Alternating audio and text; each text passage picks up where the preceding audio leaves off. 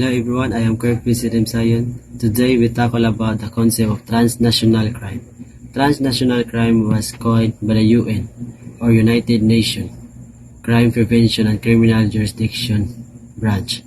Transnational crime refers criminal activities that occurs across national borders, involving individuals, groups, and networkings that operate in more than one country. These crimes often exploit difference in legal system, financial regulation, and law enforcement capabilities between countries. Example of transnational crime is drug trafficking, human trafficking, money laundering, cybercrime, and terrorism. These crimes possess significance between law enforcement and international cooperation to effective combat. So guys, I will tackle about the definition of transnational crime. So, transnational crime is a term has been used cooperative international crime justice study of recent year to reflect a complexity and enormity of global crime issues. So, main ganit complexity guys kanang lisod mo sabto nang usa ka situation. So, difficult understanding ba kanang sayon buhaton pero lisod mo sabton mo na siya meaning sa complexity. So enormity kanang sala na siya.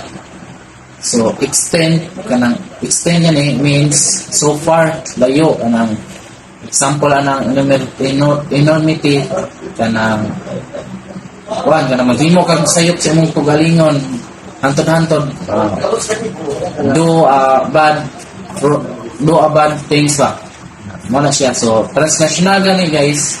For example, ng mga transnational, for example, kanang cybercrime, human trafficking, mo na siya example sa transnational crime. And one pod kanang scammer, one of the example of transnational crime kay example ng scammer kanang imong gamiton ng sa katao kanang may hatag ka niya o ganang produkto niya na papabayad imo niyang pabayaran niya unsay iyang mahatag nimo niya imong daganan ba nang basta scammer no naman na nato ng mga scammer no muna siya example sa transnational crime. So transnational crime is a border for example na good kanang at sa lain nasod niya muhatag sila og kanang lain nga produkto diri niya murag transaction ba may mana siya example sa mga transactional crime na dinhi sa Pilipinas. For example kay Aris Minglanilla mo 3 ato sila kanang mo hatag sila produkto sa Talisay nya usay boundary ana nila mo na siya mga example of example sa transactional crime. Borders ba anang malapas siya sa ka boundary sa usa ka city baron or municipal na siya example sa transnational crime.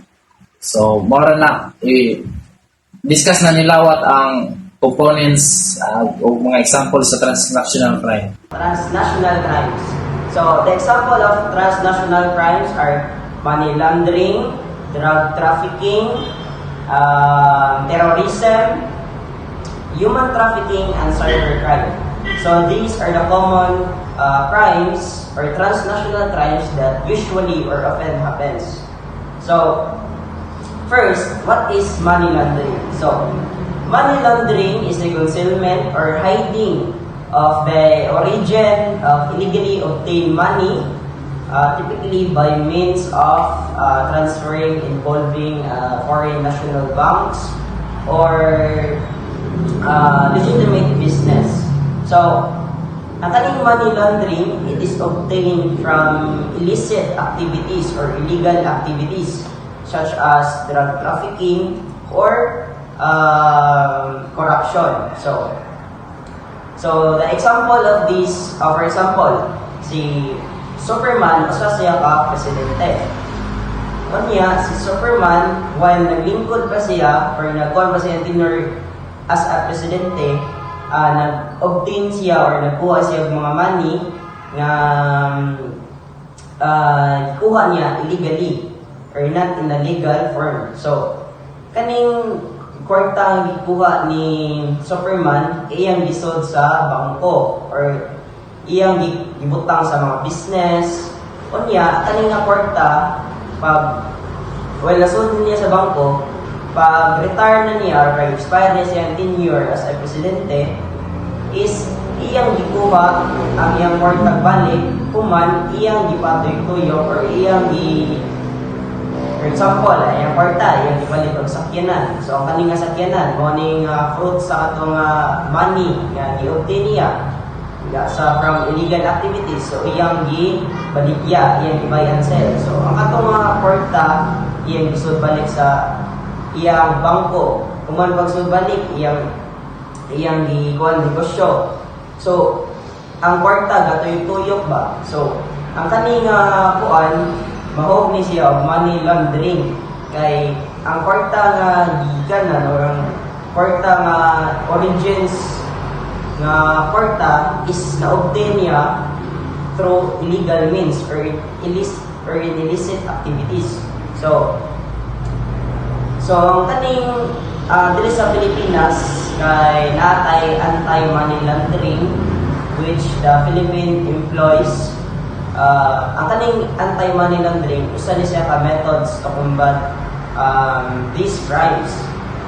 So ang kaning anti-money laundering kay under ni siya sa Anti-Money Laundering Council, which is a Philippine government organ which is charged to enforce the law, specifically the RA 9160 or also known as Anti-Money Laundering Act of 2001. So next is drug trafficking. So drug trafficking is a global illicit trade involving the cultivation, manufacture, distribution, and sale of substances or drugs across the world or across the borderline. So when we say trafficking, is the act of buying or selling illegally, or in simple terms, deal or trade something in illegal. So ang kaning common sense ang kaning drug trafficking. When we say drug trafficking, kay nag-involve din siya o kanang syempre drugs from other countries nga muabot diri sa laing countries. So kana siya situation, mahog na siya o drug trafficking. So mao na ang define sa RA 9165 nga pamaagi sa drug trafficking. For example lang ang China nag-exploit og drug diri sa Pilipinas. So kana siya mahog na siya og drug trafficking in simple terms para masabtan ito. So next, the terrorism. So the terrorism is the unlawful use of violence, intimidation, threat, especially against the civilians in the pursuit of political aims. So ang kaning terrorism usually or common is yung hitabo sa Mindanao, and ang usa sa great example ni is katong recent lang last year nga issue about Teves nga katong gipatay niya si Governor Digamo. So ato siya mahog to siya terrorism kay unlawful use of violence or kanang nanamdoy intimidation or threat, and actually gipamatay man to niya. So kato siya mahog to terrorism kay kato nga issue kay mahog man siya kuan masud sa terrorism kay in the pursuit or ang reason na to kay ang reason gila to main reason kay because of political aims. So kato siya mao to terrorism, great example of terrorism. So diri sa Pilipinas natay RA 11479 also known as Anti-Terrorism Act of 2020. So kaning Republic Act is gikuha ni Duterte, President Rodrigo Roa Duterte. So ang kaning RA 11479 upholds the policy of the state to protect life, liberty, or property from terrorism. So next, the human trafficking. So the human trafficking is the unlawful act of transporting, coercing, or pressuring people in order to benefit from their work or forced labor or sexual exploitation. So, in simple terms, kaning human trafficking is it is the recruitment or transportation of people through force, fraud, or deception or pagpangilan with the aim of exploiting them for profit. Great example is manangitan na atay mga tao diri sa Pilipinas. So may usa ka ahensya or agency na nag-convince sa mga tao nga nagpangako nila kana ipada sila sa laing nasod para sa maayo nga trabaho, pero kani nga agency wala niya tarong permit or in illicit form ba or illegal form. So kani siya nga mahog ni siya o human trafficking kay kani siya wala man nagsubay sa legal nga pamaagi o wala may nagkuhan nya ang trabaho. For example, ang trabaho nila ay for sexual na kuhan nga pamaagi nga pindala sila sa laing nasod para magkuhan sa Amerikano or yan ang mga lain nga tao para mga kwarta. So, ang maling ahensya nga nagkuhan na ni nga mahog ni siya o nakasuhan sa human trafficking. So, sa diri sa Pilipinas na ay RA 9208 or Anti-Trafficking in Person Act of 2003. So, kaning RA 9208 kay nag-institute or make